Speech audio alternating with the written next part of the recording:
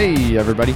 Welcome to another episode of the Mile Game Guys Board Gaming Podcast. I'm your host, Adrian. I'm Zach. And I am Jeff. And we are here to review a game, because that's what we do on these episodes. It's Review been games. It's been 2 days for you, but my cold is still here Yes. because it hasn't been that long for me. My hangover / exhaustion is more exhaustion than hangover at this point. It's been a whole day. But, yeah, also still quite tired. Anyhow, without really any ado whatsoever, we are going to be reviewing Vast, the Crystal Caverns. This is a 2016 release from designer Patrick Leader and David Somerville. Artist is Kyle Farron and published by Leader Games. Zach, you got a rules rundown for us? Yes, and what will probably be the longest one so far.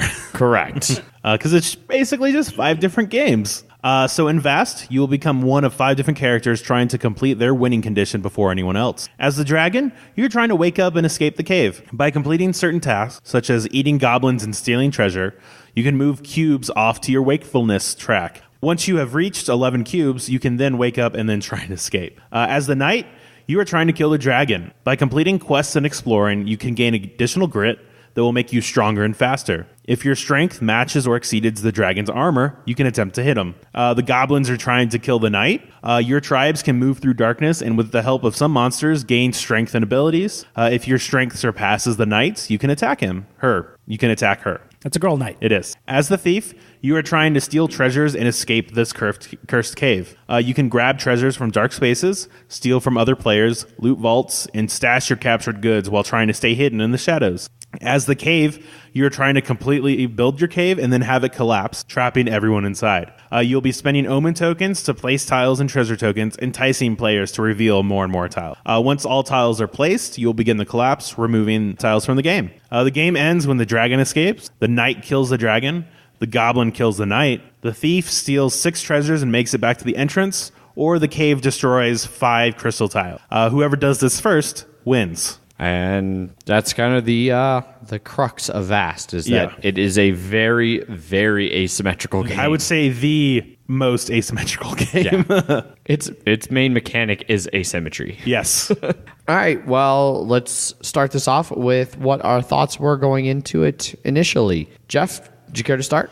I heard about this one on Kickstarter. Ant got it. I had heard him talking about it a little bit, along with you guys, and I heard it was basically up to 5-player game, and all 5 roles are completely different. I'd seen a couple pictures online, but never really looked into it until Ant brought it to a game night once, and I was like, man, that game looks super cool. Right on. Zach? I remember seeing it on Kickstarter, but I didn't back it for whatever reason. And then as I heard it getting closer to closer release, I'd been hearing some pretty cool just buzz from the internet and stuff like that. And so when Ant finally got it, I was like, oh, sweet, this is that game I heard about. I really want to try it. And so I was positive going in. I was super psyched for it. Yeah, that was kind of me. It was another one I'd been hearing about for quite some time before I had a chance to play it, so the hype was setting in. I like the idea of asymmetry in games where everybody's kind of trying to do different things in different ways, and I continually heard about how this one was the pinnacle of asymmetry, and so I was definitely looking forward to getting it to the table. Plus, I thought the idea that it had a sentient cave seemed pretty awesome, and I was very eager to play said sentient cave. Yeah. Very true, yeah. Being able to play as the cave is pretty cool. Right on. Well, components for this game. Let's talk about those for a little bit here. There's a lot of them. There is a bunch of stuff. Everybody pretty much gets this, like one of the biggest player mats that I've ever seen, and everybody gets one, so it takes up a lot of table space. Yes. I think most of the information on those is pretty well laid out. I think so. Yeah. I think the wooden meeple type things for everybody, they look pretty good. Yep. I like that they have a sleeping dragon and then a waking dragon one. That was a nice touch. Yeah. Especially because they could have just been like, while you're asleep, have the dragon thing on its side. Yeah. And then stands up inside. No, they made one that's actually looks like it's slumbering and one that looks like it up. I like also that in addition to the player boards, each player, there's a quick rules reference for the players that they get to have right there with them. And then how they sort of interact with the other players too, which is really cool. There's a ton of cave tiles. All double-sided. Yep. On the dark side, it's all the goblin spawn points, and then on the other side, it's the cave. Yeah. And I think each of those are clear too, because all the Goblin tribe symbols are definitely unique. So you wouldn't have any problem figuring out that. And then the other side's just a part of a cave. They're definitely unique. I wouldn't say like the goblin symbols are super clear, just in that, like, I remember for a long time, like the one that's supposed to be like a mouth and like little fangs and bitey things, like it also looks like it could be stalactites in a cave. The eyeball really just looks like a zero. I mean, then there's like a pair of crossed bones, like, and that's the most clear out of all of them. I think like, yes, the eye doesn't necessarily look like an eye, but I think they are all unique from themselves. So you can. I absolutely Yeah. agree. That wasn't what I meant. Just it's not necessarily super clear what it actually is. It's definitely It's that thing. individual symbol. Yeah. But yes. And then on the reverse side, the cave side, cave tiles have a whole bunch of different information on them depending on what tile it is. There's crystal tiles, which the dragon needs. The thief also does stuff. No, I mean the knight can destroy them and stuff like that, but the cave really needs them. And then the cave needs them to collapse. Some of the tiles have certain edges of them that are blocked off, so as you put them out, it makes kind of a maze. And then they have symbols for tile effects, like little skulls or event symbols and things like that. Safes and treasure chests and all that kind of stuff that tells you what to do when that tile gets placed. Yep. I can't really think of any components in here that I think are lacking in any way. All the ones that everybody needs are like color coded, and they all look like very specific things. So like the goblin circles for population and stuff, you're not going to be like, oh, is this for the dragon or is this for the thief? No, it's like that it's for Goblins the are green. So, yeah, goblins are green. They all have circle things. The knight is yellow. The knight is yellow. The dragon is red. The cave is purple. Yeah, Correct. Yes, and then the thief is gray. Gray. So yeah, I think that pretty much covers all the main component stuff. We should throw in that there are minis coming for Vast, and they are fucking awesome. Yeah, they are. Yeah, really they are. cool. They had painted ones at Gen Con that we saw. We talked to the guy there that they're coming soon.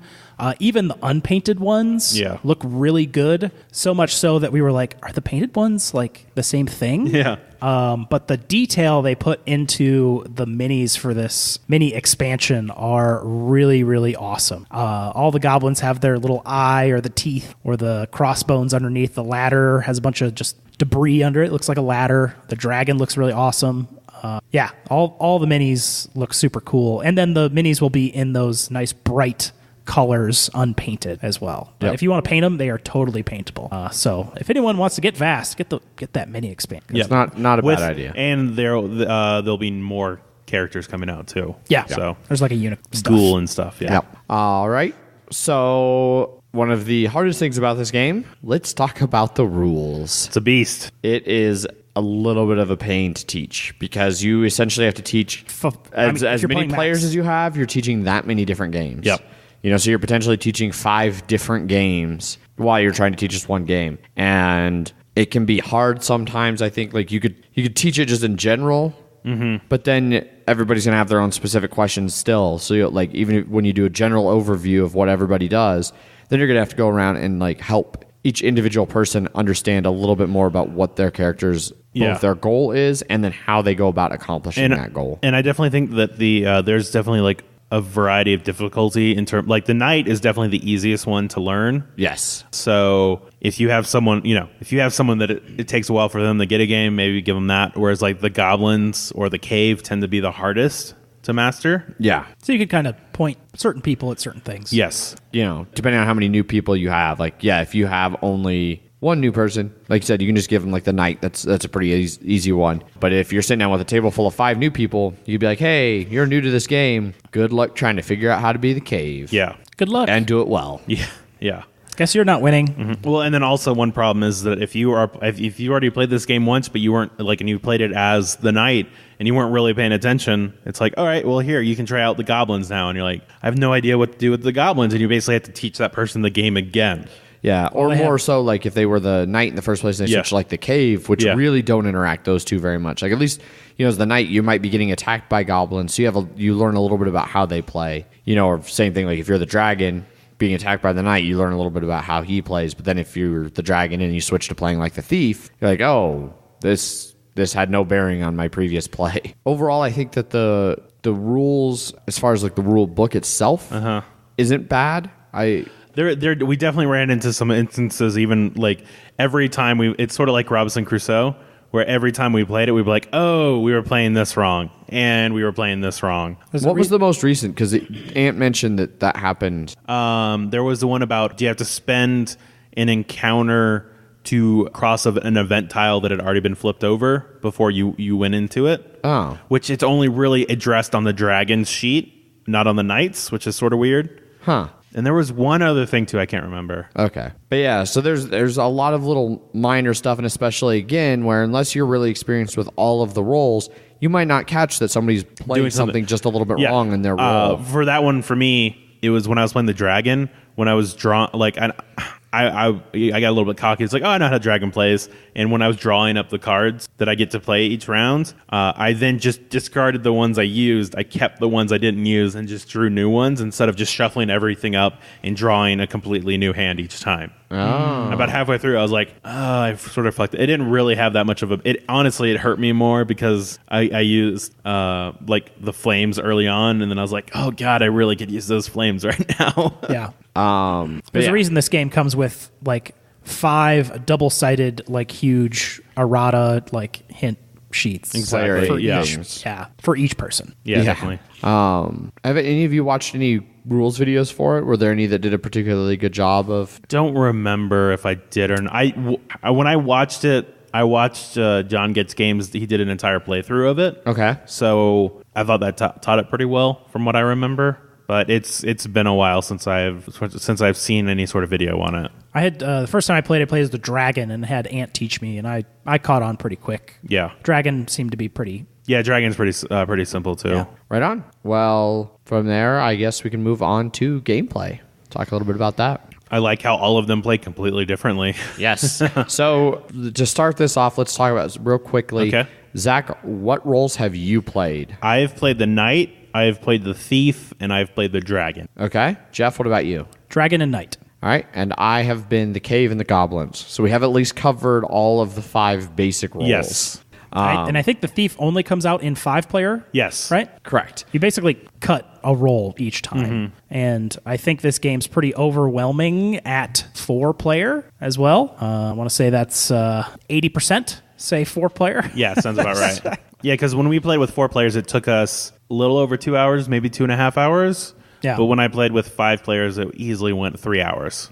Yeah. And that was with a overwhelming dragon victory, whereas the last one we played, it was like I barely squeaked out a win as the dragon. Yeah. It was the cave was going to win on the next turn. The knight could have won on his turn if the cave didn't win, and then if the knight hadn't healed, then the goblin could have won on their next turn. It's real close. Yeah, so everybody was just more or less one turn away from winning. Which, like most of the games I've played, didn't end up nearly that close. Like right. Maybe like one or two people would be close to winning, but like I know my first few plays as the cave, I was barely starting to collapse when the dragon won. Yeah. And so it's interesting to see that like you ended up with one where it was really close. Mm-hmm. Yeah, the multiple games that I've played have all been super close. Usually between one or like 2 of the players, maybe not all 4. Yeah. But between 2, it's usually like, well, I can win this turn or you're going to win next turn. Yeah. Which I've really liked, especially a game that's this different for every player. Yes, definitely. Being that close. Yeah. Well, I think a big part of this game is because it's so asymmetrical. Like, the only person that wants to hurt the dragon is the knight. So if the dragon starts getting low in health, the other player is going to be like, it's like the cave and the goblins and maybe the thieves are like, oh shit, the knight is going to kill the dragon if we can't put it, so it has sort of this self-balancing mechanism of like everybody sort of is moving closer to winning at the same time, and if someone goes 2 up, everybody sort of pushes them back down. Like the cave can help the knight out if the dragon's getting too powerful too quickly. They can try and help the goblins out if the knight's getting too powerful by putting more ambush tiles out and stuff like that. Yeah. That's probably one of my favorite aspects of the game is that it's sort of when one person's getting too far, there are ways that other people can help bring that person back down to allow them to catch up. Because You want to win, not someone else. Exactly. And you have a lot of options in making sure that doesn't happen. Yeah. The dragon wants to eat goblins, but the goblins don't want to get eaten because they want to get huge. Yep. And kill the knight. Yes, but if they get too big, where they just start damaging the crap out of the knight, that's when the dragon is like, oh, I can hurt the goblins so that they don't hurt the knight as much, but it also helps by eating goblins too. Yeah. So Yeah, and as the cave, you can kind of give boons. Like you can be like, oh, well, the goblins got a really strong army there. Like I'm gonna give like a different tile for them to spawn on, or like, oh, like here's a chance for me to play a card that'll help the knight like recover a little bit of health, and it makes for some interesting self-balancing, but it also can lead to some problems again when we talk about bringing new players in who might not understand some of those intricacies, and then like as the cave, they might bump the knight up way too much, way too early, and then the knight just has an easy game of it. Or they keep the knight way too weak, and then the goblins win, or whatever. Yeah. And so it really does help when you're playing with a group that's at a similar skill level, so at least it's not going to super throw anybody. Yeah, so it definitely is I would definitely say it's a very group dependent game. Yes. How about the Thief? The Thief? That's the only game I haven't played. I haven't played with the Thief. The Thief I find is really interesting just because lore wise the cave is cursed. Or rather, he is cursed inside this cave. So if he dies, he just spawns back again. So, okay. Like everything else is like when the knight does something to the dragon, it hurts him. Same thing with the goblins to the knight, or the dragon to the goblins and stuff like that. The knight, if anybody hurts the thief, he just dies. It's one damage and he's dead. Pretty much, yeah. Okay. And there are ways for him to get around that by like sort of skulking in the shadows. And if he doesn't have a high loot level, then people can attack him and he can try and steal from other people. But he definitely plays like you're just sort of going around, and anytime you like, if the cave puts out treasures, you're going to try and get it before the dragon or the knight does. But then you want to try and stash it in the beginning area because you always have to go back to the entrance to finish. Because once you get 6 treasures or dragon gems, or a combination of them, then you're allowed to leave. You have broken the curse. So you are able to mess with other people. So you can like backstab the knight to make them lose grit, or you can steal one of their items, or the same thing with dragon, because the dragon will collect treasure tokens. You can steal them from him. Sounds like that sucks. Yeah, but you get it is definitely a little bit demoralizing because every time like you get any sort of good thing, someone just comes along and you're dead. You're like, oh, son of a bitch.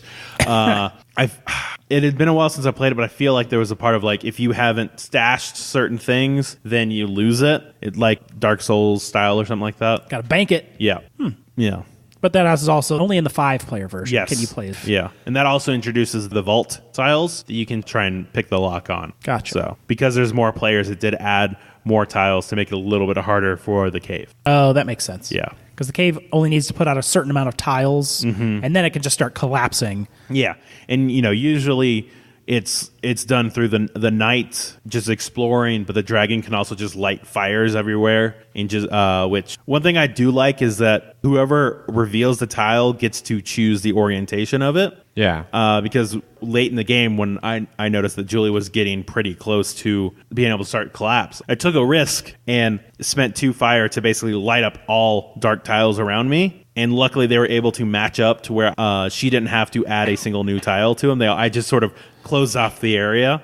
Oh, okay. Yeah. And the cave has like special tiles they can put down, like the straight long river and the like lava areas. I don't think we've played with those. Those yet. are an optional play thing, Okay. and we started to play with them one time. Like I've played with them one time, and it's tricky trying to understand how they fit in the normal like play of the game. Like when's a good time to play one of these special tiles that are huge and like take up a bunch of space. Gotcha. And then just some of the different ways that other characters interact with the tiles leads to some interesting things as well. Yeah, I've only played with them once, where Ant was the cave. I remember it being useful because the dragon was immune to the fire, and I could go through the lava, and no one could follow me. Nice.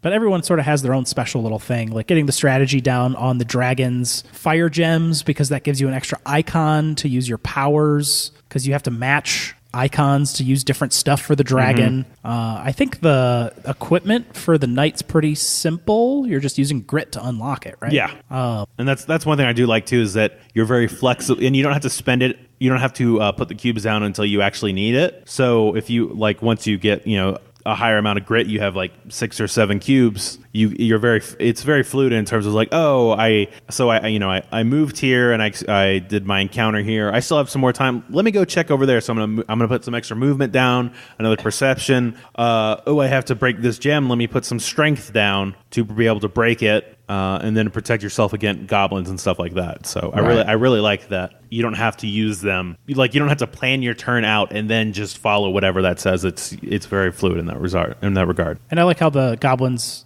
each goblin tribe can have like its own monster. Yeah. That they attach to the certain disc that's out there at the time. And as the goblin horde grows, you get more and more discs on there. So it's really easy to tell which ones are which sides. And they have all the secrets and stuff. I haven't really played against much of the secret stuff, but war, monsters, and secrets. Yeah, they can be annoying, especially if you're the knight or the dragon. Yes. Oh, and they can get angrier. Yeah. That's their rage meter. Yes. And the thief. Thief's got movement. He moves, right? Yeah, he moves around. He does move. Takes he's a very like a background player. Ideally, you don't want anybody to just touch you. You just sort of walk, because you can walk through dark tiles. Yeah. But then if your loot level's a certain height or a certain amount, then people can be like, "Ooh, I get more stuff by killing him." And then if you have your stealth is not a certain amount, then they can actually see you and then attack you. So you're basically just playing Clank while everyone else plays Vast. Yeah. Okay. Yeah, I mean a version of that. Yeah. Yeah. And you also have cubes like the knight and how you spend them. You put the cubes down in certain areas to be like, I'm going to do a lock pick and stuff like that. But yeah, interesting. You put them on these areas where the little daggers are. Yeah, and you have these numbers that allow you they change your your movement amount. So you can modify what you're doing every turn. Yeah, your stealth amount, and then whatever your thievery is. So that's the amount of actions you can do. Okay. So yeah, and this one gives you the extra cubes. Yeah. It's pretty cool. And I think Dragon's probably the most straightforward. Eat goblins and achieve little objectives light up room tiles and things like that. Yeah, that one's interesting because it gives you you are sort of a set collection or a set matching thing, because it's you have 2 claws, you get to do this. You have 3 fire, you get to do this. There's also some that are just question marks, so it's if you just spend 2 cards, you get to do this, and you can do as many actions as you have cards. And as you grow in power, you get more and more cards, and as you put dragon gems out, those basically give you a symbol to use every turn. Yeah, every turn. So if you have all 3 of the dragon gems out, they 3 bonus cards. 3 bonus cards, and then so the knight wants to destroy those because, one, to stop the dragon from doing extra things, but then also it can give you extra grit, or it can give you it's basically a trap that hurts you and makes you lose grit. So one thing that the dragon has is it's called the dragon die. It determines what tiles around you. Adjacent tiles. Adjacent, yeah, because it can just be 4 corners or all 8 around you. Or just the one that you were on. Yeah. Or a plus, up, down, left, right. Yeah. And so I liked that die, that it introduces a bit of randomness in terms of what you're allowed to, because if you want to just spend 1 fire to light up around you, you have to roll the die, and then you might just get your own tile, in which case you wasted it. Right. Whereas if you spend 2 fire, then you get to do all the ones around you, but you might not want to do that one because it could be too much to allow the cave to expand too quickly and stuff like that. So correct. The only thing I wish is these player boards were recessed. I mean, there's a lot of stuff on there. Yeah. But some recessed player nice for some of these characters, like the knight and the dragon specific. Yeah, especially when you see more and more games doing it. Like I mentioned on Wednesday's episode, that Dice Forge, its player board has punch outs. It doesn't even need to be I'm not talking Scythe or Lisboa quality where it's multi-layered. Just have them be punch outs so that they hold in place if it gets shifted around a little bit. Yeah. Well, but I mean, these are paper stock versus cardboard, so still not as bad as Terraforming Mars. Yes, they're not much better though. I think quality wise, the main reason Terraforming ones are bad is because they're super vital. They're super vital. Yeah. So, and if you don't, anyway, we had to mention it. Yes, we did. I still think it's ridiculous how much hate Terraforming Mars gets for those player boards because you're garbage. So yeah, gameplay. There's a lot of it. There is. There is indeed. And there's like 5 different games. Mm-hmm. There's a really cool grid I found earlier. It was like a star shape of like what can do against what, and like your main objective is this, your secondary objective is not to die via this. Yeah. Stuff like that. There's a ton of interaction. Yeah, I definitely do like that a lot. Just the interactivity of this game. And then there's a whole expansion that will be coming. The Ghost, the Ghoul, and the Nightmare Unicorn. Mm-hmm. We have not played with those, but I think Ant has them print and play or something like that.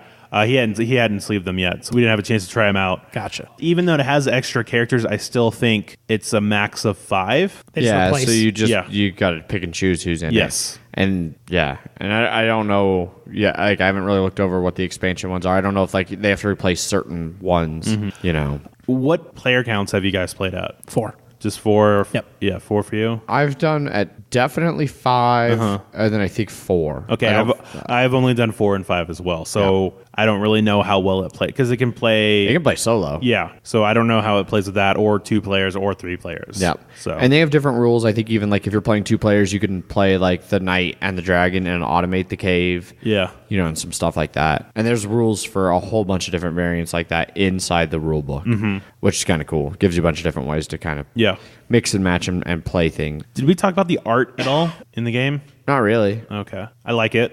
It is good art. I like It's very the colorful. art. Yes. It's colorful and cartoony, but it definitely feels like it has its own style. I wish you'd remember to bring that up when we were talking about components. I know. That's why I just remembered it, all right? There's not a whole lot of art, which like it's not everywhere, which I think it might be why like the player boards and stuff have It's player some. boards and then the cave tiles. and the cards. And the cards, yeah. Yeah. But some characters have more cards than others. Yes. So right on.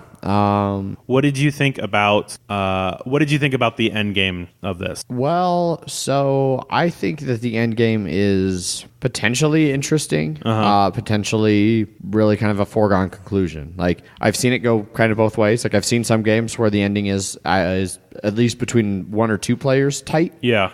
And everybody else is trying to do what they can to either hold one of them back or help the other one, or like help while trying to still help themselves and have a chance at winning.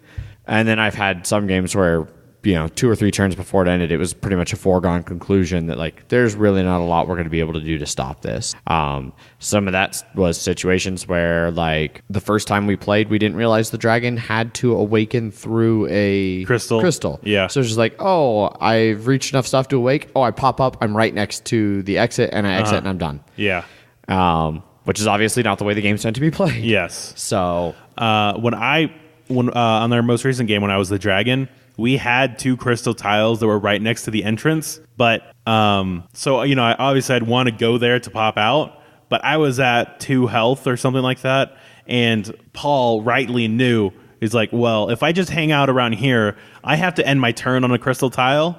So if he hangs out near there, if I popped out there, then I would have to have an entire term of him just going around and beating the shit out of me. yeah. So he definitely played it. He played it well, where he just hung out there. Same with Ant and his goblins too. They were sort of hanging out there, and so there was 1 crystal tile all the way on the other side of the board. And I was like, okay, well, the only place I can safely pop up is here. And then I had to sort of maneuver myself around the board to where I could get to the entrance in 1 turn, because I could not let anybody near me or I was going to get wrecked. Yeah, because you said you ended up finishing that one with like 1 health. Yes, because I had to go through Paul, and he did damage to me, and I had the exact amount of wings available. Ant tried to make me discard 4 out of my 6 cards, but luckily I still was able to keep the 2 wing cards that I needed. So I literally had exactly enough to win on the board. If Paul had tried to, like, if Paul had destroyed my dragon gem,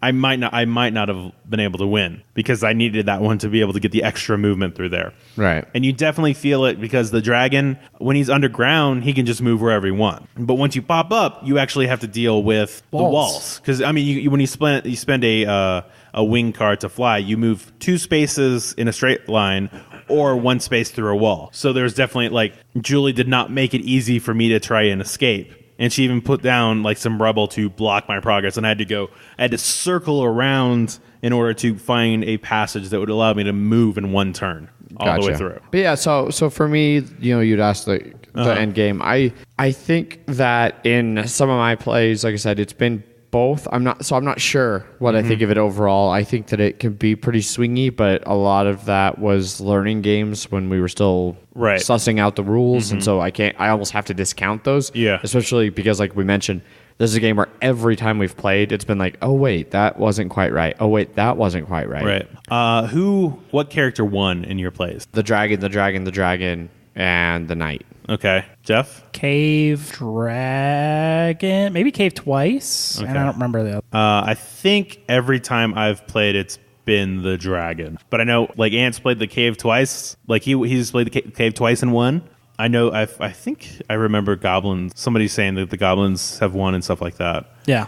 We've only played the thief once, and I was close to winning, but I did not win. Yeah. This is definitely a game where I remember where, especially like after some of my initial plays, thinking that it wasn't well balanced, and I think we've talked a little bit about Ignacy and his like bicycle thing where he talked about like, oh, you got to play a game more to find the balance. And this game is one where that's true. Yeah. Like I think that they did a good job play testing this, and that if you're running into a situation where one particular like faction, for want of a better word, is consistently winning, it might be because of something about how your group is like meta playing, or maybe you're doing something wrong. Because I remember, like, after you playing the cave like 3 times, you're like, God, the cave is such bullshit. And then we were looking on the board game because like everyone's like, or a decent amount of people were like, man, this cave's overpowered. How do you make it so the cave doesn't win?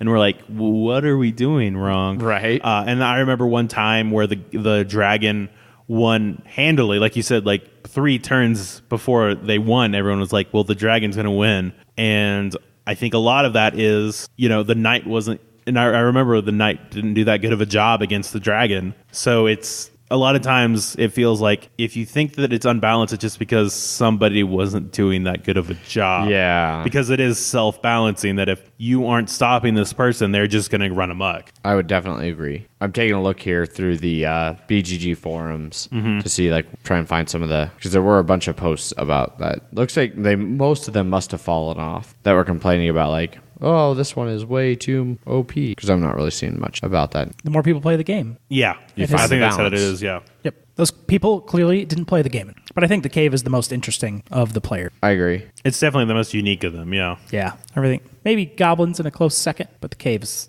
the coolest. I do want to say the goblins. If you're playing with someone who has AP, don't give them the goblins, because the goblins literally can't plan their turn before it's their turn, because you have to draw 2 cards that tell you, or however many cards you draw, you choose one that tells you how many of each population you add, what monster cards you get, and what secret cards you get. And so I know we definitely had it on our 5-player game that we played, where Bullshit Paul was the goblins, and he has been known to AP from time to time. That must have been a nightmare.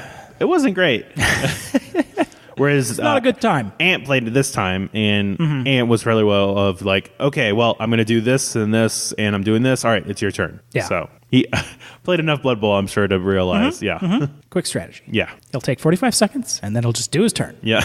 Right. That's gameplay, I think. I think so, too. Yeah. I think we've touched on everything a little bit, because there is a lot to touch on. Yeah. A lot of touching.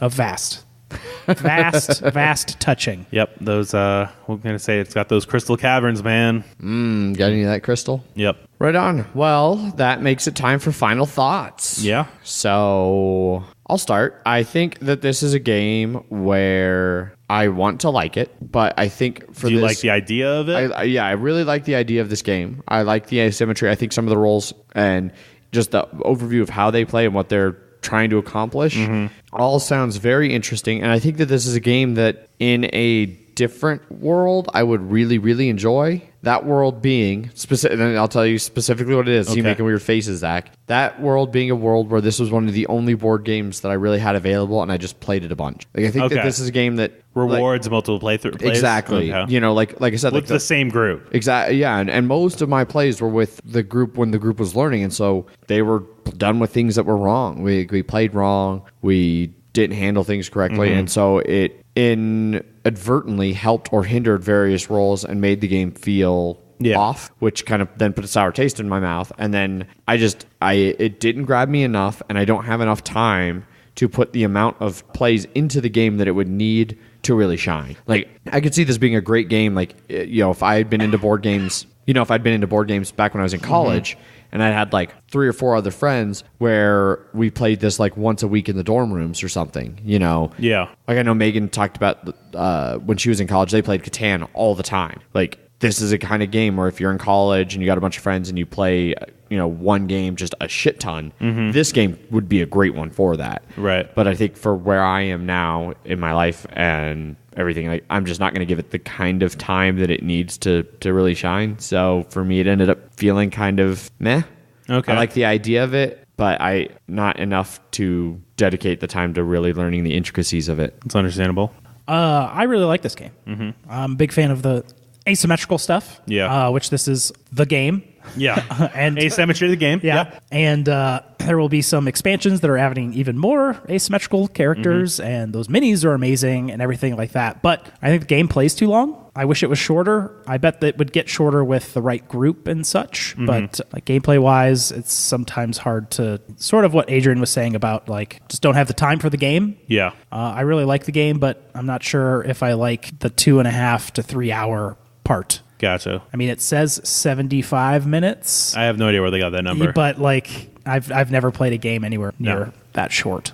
Maybe it's like solo. But otherwise, I love pretty much the components, the art, the gameplay. Like, I don't think there's anything like broken or wrong with the game, but maybe it's just, I don't know, a little too much. Yeah. That it can get a little hard to get to the table enough for. I don't like it enough to get it to the want to play it as much as it could be. Yeah. Okay. But those minis real good. What about you, Zach? So I definitely give this game a 10 out of 10 for its originality in terms of, like you said, the asymmetry of it. I definitely agree with you. I love the idea of the game. When I first heard about it, especially with the 75 minutes, it made me think that it would be a great game night game. Yeah. It is very deceptive in that manner. It is totally not. You can't. This is not a game. This for me is the same sort of thing as like Race for the Galaxy. I'd love to play Race for the Galaxy. I'd love to play Vast. Do you know how to play Vast? Oh, you don't? Okay, well, let's just go play something else instead. Yeah, I'm not patient enough to yeah. I do like the game a lot, though. I would agree that it is slower. It is definitely slower in places than I'd like, and it definitely feel like you have a decent amount of downtime, unless you're the cave, because unless it's the person is directly interacting with you, then you don't have that much to do. Right. I wish, and I'd also agree that I wish that it would go a bit quicker, but I definitely I think this game can have some really high highs, like. That last game we played, I thought that was a great game of Vast. Especially like near the end, it was like Nail-biter. Yeah, nail-biter. I don't know who's gonna win. But then there have been like it can have some really low lows where if someone is not playing right, and I hate to say that too. I hate that you can be like, well, that person just wasn't playing correctly, so that's why this other person won. But this is a game where that is sort of important. Is you need to have counterbalances for each of them. That if it's off just a little bit, then it's going to go greatly in the favor of one particular character. So I don't know if I'd see myself owning this game, but I'm glad that it exists in our group. Yeah, and that I can see myself playing it every once in a while. So I would definitely say good to very good. And I definitely am looking forward to the expansions to see how they change up, because I'm like, how much more different? Yeah, how much different can it actually be? And I'm hoping that it's very. Yeah. Yeah. And so we talked, and I'm really curious how the fuck you play a unicorn in this game. What that involves. I'm not looking forward to like relearning 3 more entirely different games. Yeah. But we talked to one of the guys that worked for them at Gen Con about the minis, and then they're going to do another Vast. Yes, but it's like a haunted house, a haunted mansion, or the mysterious mansion. And it's going to be backwards compatible. Yeah, so it's even more rolls. So you could put a dragon in the mansion or something like that, but you can't have like the cave and the mansion going at it. That would be interesting. It would be really funny. Yeah.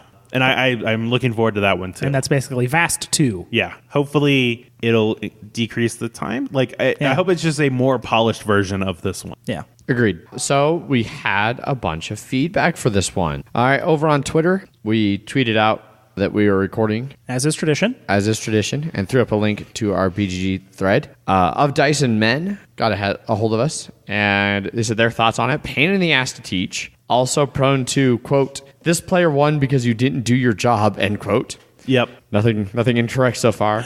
Still fun if it all comes together, though. Then reminds me of Quantum in that each player has to keep each other in check, else someone will run away with the game. Mm-hmm. Which, yeah, I mean, that's basically everything we've been saying for the last 45 minutes. It's kind of like you said in your review, like when this game hits on all cylinders and runs smooth and good with the right group, it is fantastic. But there are definitely some things to be aware of going into games of this. Then Matthew from Cardboard Carnage says, Vast, the Crystal Cavern. Ha! More like shards of glass cutting my bare feet as I stumble, asking in the dark. I think he means along in the dark. Mediocre game, people dependent. I'm not sure if I'd go quite so far as to call it mediocre, but I would agree that it is largely dependent on the people. Yes. It's another one you got to have the right group. Yeah, definitely. So that was from Twitter. Zach, what did we see over on the BGG Guild? So Bullshit Paul says... He's going to murder us all someday. No, he's happy. He's just like, he likes it. We named it. We got him a nickname for him. Mm-hmm. He just wants to be included. His bullshitness was included. Yeah. I really enjoy this game, but the only thing that takes away from the enjoyment is the fact that we discover each game that we've been doing something wrong. All of my plays have been with Ant, who has probably played a dozen times by now, and we still discovered rule clarifications yesterday. I don't really have any suggestions for what they could do better. The player aids are actually reasonably solid. It's just a bit frustrating. Maybe unavoidable for a game with 5 extremely different playstyles / rules. I definitely agree with that. I think it's so many interactions and everything is so specific to each character that sometimes you're just going to get weird things like that. This game came out rules-wise a lot better than... It could have, yeah. It could have been a lot worse. Mm-hmm. Oh, yeah, it could have been real Dinosaurs could have been eating all the guests. Also, I will note that my 4 logged plays, the dragon won every time, despite being played by a different person, though yesterday's game was extremely close. Yeah, which that's me. Like I've only seen the dragon not win once, and I've never seen the cave even close. No, but I know you guys mentioned Jack. You said Ants won it twice as the cave, so. Yeah. So he's just good at playing the cave. Yep. Got to put the crystals close to the edge. Yeah. I also like that he had 3 edits in that entire thing. So I wonder what he fucked up with so many times. Well, being bullshit and all, I'm sure it was a lot. Yeah. He probably had to think about it for a long time too. Eric says, I still haven't played this one. I'm wondering at this point if it holds up, as I know it got a lot of hype when it came out due to the originality of its asymmetry, but I haven't heard too much about it since then, although I did hear that they're working on an expansion material. Looking forward to hearing your thoughts on it. We heard him. I think they've been working on trying to actually fulfill the Kickstarter. Yes. Which is all the minis are part of the Kickstarter. Yeah, I remember. Was he the one that we were talking about where it was like, I want to make sure this Kickstarter's done before I start another one? Yes, they were much in the vein of like, our first Kickstarter is not done yet. Yeah. We will start our second Kickstarter. Yeah. Correct. Which is very admirable. Yeah. And finally, Patrick says, we played the one time at Gen Con, and it was a bit long, but it was late, and we were tired. I'd like to get it played more, but I just haven't. I still backed the added content for the Kickstarter because we had fun with the time we did. So the added content seems like it's pretty cool. Yeah. Yeah, I know that was kind of where Ant was like, he pretty much right away was like, yeah, this game is okay, but I see the potential, so I'm going to back all the extra stuff. Mm-hmm. Plus, minis are one of the best ways to him and his girlfriend both like they both seem to like playing it together. So. Yes. That's good. So I could see Megan really liking this game when she gets back in like 2 weeks. Very excited. 2 weeks. 2 weeks. Jeff, were there any emails about Vast? No emails about Vast, but if you would like to email us about, I don't know, anything, reviews included, emails at milehighgameguys.com. Yep. You can also get a hold of us through Twitter at MHGameGuys. I am Zach_MHGG. And I'm Jeff_MHGG. And follow us over on Facebook or Instagram /MileHighGameGuys. BGG Guild 2731, where Zach does wonderful little posts like his one about Vast. Did you write all of that? Yeah. Okay. It was good. Oh, thanks. he writes them all. I know, but no one ever sees them. No. We should post them. We should post earlier. I don't know about that. Paul says the same thing regularly. Yeah. Creativity doesn't have a set schedule. Oh shit! If I had glasses to push in, I would have done it at that point. Yeah. No, but I'm trying to do. I just started a new job. Made you go. Ugh, I'm tired. Jeff. Yeah. Yep. That's exactly what happens. Yeah. Also, the same job I've had for 5 years makes me go, ugh, I'm tired. Anyway, thanks for tuning in, everybody. If you have any thoughts on Vast, you can get a hold of us through any of those ways. You can jump back over to that thread. We do check back up on them after the fact to see if anybody adds any thoughts after they hear our review or anything like that. And yeah, keep an eye out for next week's episodes and discussions. Yes. Because we're going to start mixing some discussions in with reviews because we like to hear ourselves talk. And That's why we had headphones on. yes. And we think you do too. So Some of you. some of you. Anyway, yeah, thanks everybody for listening. We really appreciate it. And we'll catch you all later. Until then, as always, I've been Adrian. I am still Zach. And I am the fiery shape of fear, Jeff. Bye. Bye. Bye.